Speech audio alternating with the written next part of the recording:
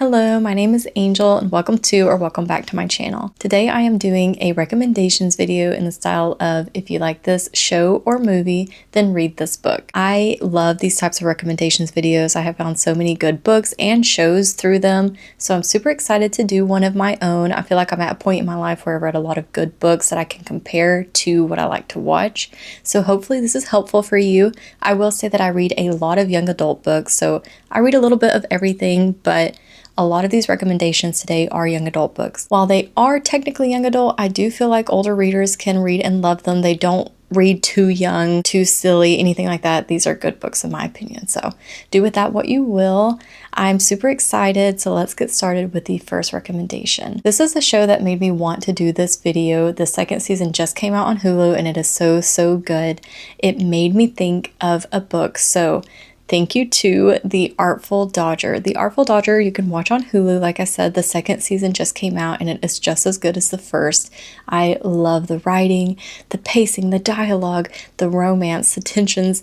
It is so good. We are following Jack Dawkins. This is set after Oliver Twist. He has become a surgeon. And in the show, when it starts, he's getting back into a life of crime. It's set in Australia. We have Thomas Brodie Sangster playing as Jack Dawkins. Then we have Maya Mitchell playing Lady Belle. She is the daughter of the governor, and she is interested in science and becoming a surgeon. Of course, her family is not supportive of that. And with these two as the leads, there's such great chemistry, action, adventure, romance. Just a 10 out of 10 show in my opinion. And with all that being said, if you have not already, then you should read Stalking Jack the Ripper by Kerri Maniscalco.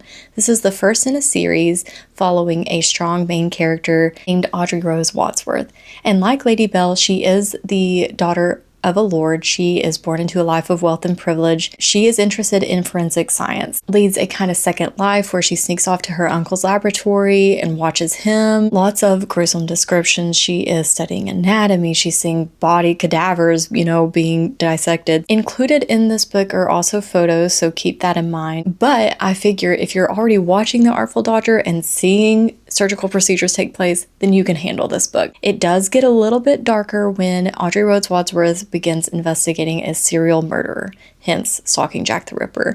All books in this series follow a real true crime case. Maniscalco, I believe, did really good research. I love to read her note at the end of every book. It was very informative, and I love this series. There's some tension between Audrey Rose and her uncle's assistant. I really enjoy this series. I think it's perfect for readers who love strong female characters who want to get into a field that's not deemed appropriate for them without it being repeated over and over in your face. Like, you get the action. We're actually there doing things. Next, if you enjoy the romance and Regency setting of Bridgerton, specifically Bridgerton Season 2, then you should read The Perks of Loving a Wallflower by Erica Ridley. This is a sapphic historical romance set in Regency England. We are following Thomasina Winchester, who is a master of disguise. She dresses as both men and women.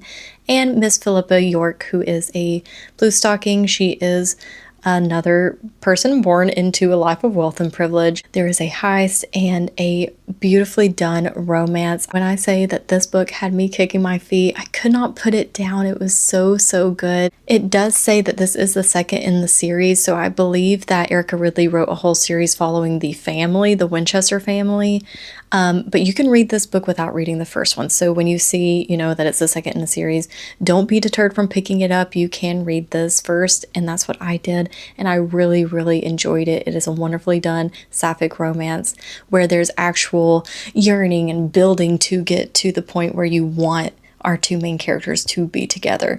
And that to me makes a perfect romance. Of course, I have to mention BBC's Merlin. I love this show so much. The friendships, the action and adventure.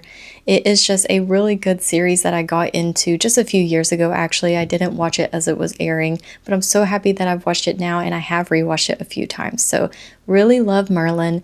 And if you are like me and love Merlin, you should read The Other Merlin by Robin Schneider.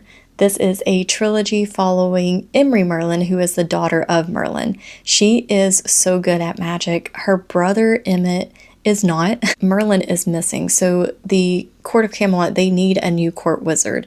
And who do they think would be the best successor? Of course, they think it would be Emmett, Merlin's son. This is kind of like She's the Man also, where Emery dresses up as her brother to go serve as a court wizard. It is so good. There's a lot of queer representation in here. Emery herself is bisexual. Unfortunately, the first book, when it was originally published, did have an ugly cover, but thankfully we have these covers now, and they are so beautiful and cute. The first one is pink, the second one is blue, and the third one is purple, so they'll be very cute on your bookshelves. I highly recommend this series. I think it's definitely underrated. It is so funny. The romance is excellent, and it's not just our main character's romance that's excellent.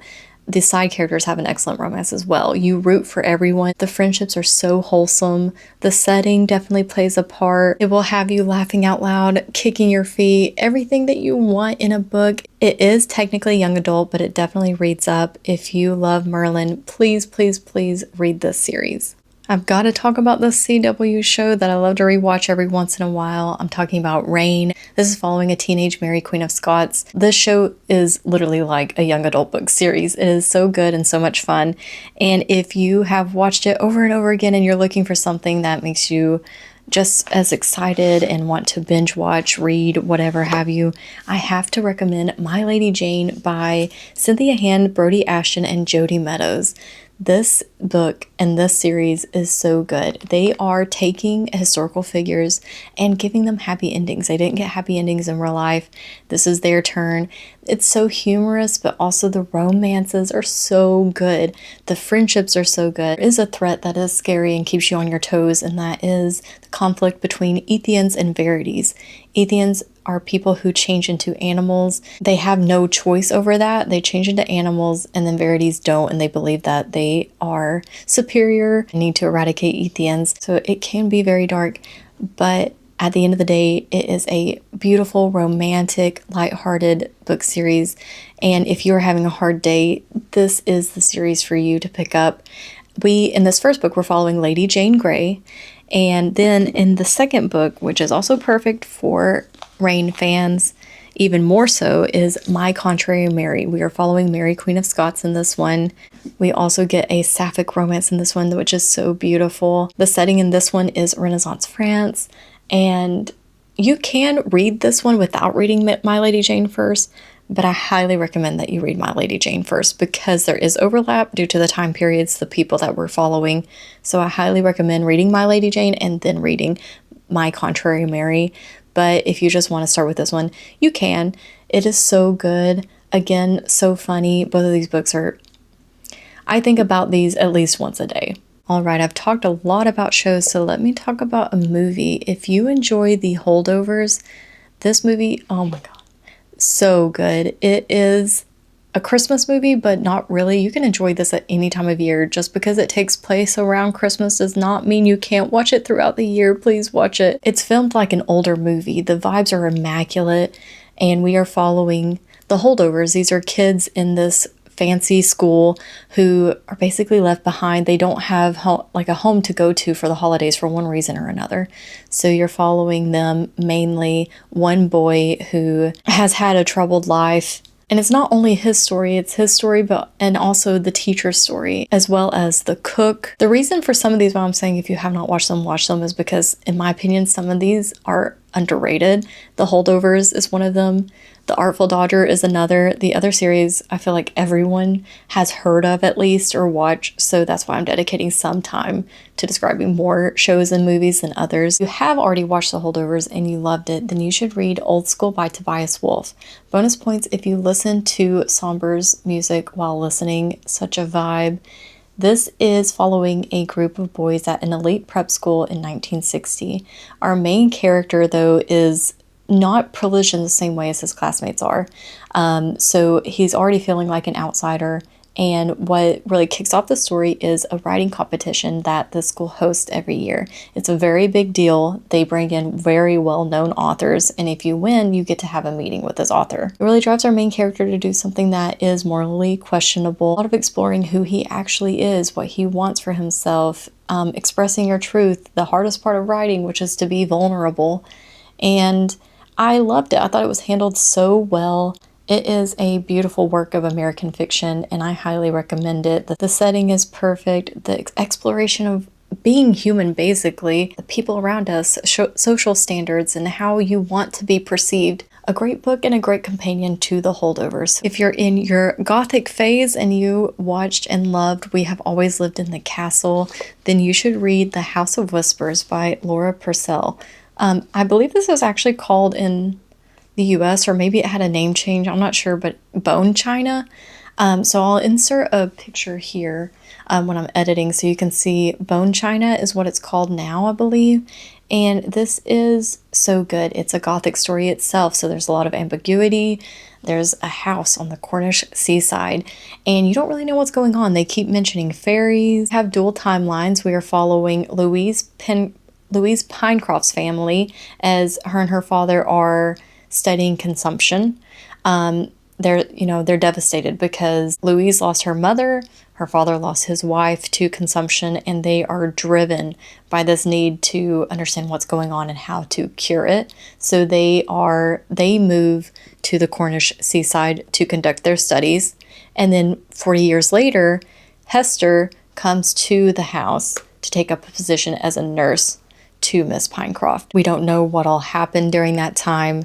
We don't know what's going on now and why things are happening around the house. It is atmospheric. It is chilling, just like a good Gothic story should be. I did not want to put it down, and I will be reading more by this author. I mentioned this book earlier in the video, but now I'm going to talk about the show, and that is My Lady Jane, which you can watch on Amazon Prime. It is so good. To me, a perfect adaptation of a book. The actors in that show, their chemistry, chef's kiss, amazing. It is funny. Every actor did such a great job in that show. You can tell they really loved it.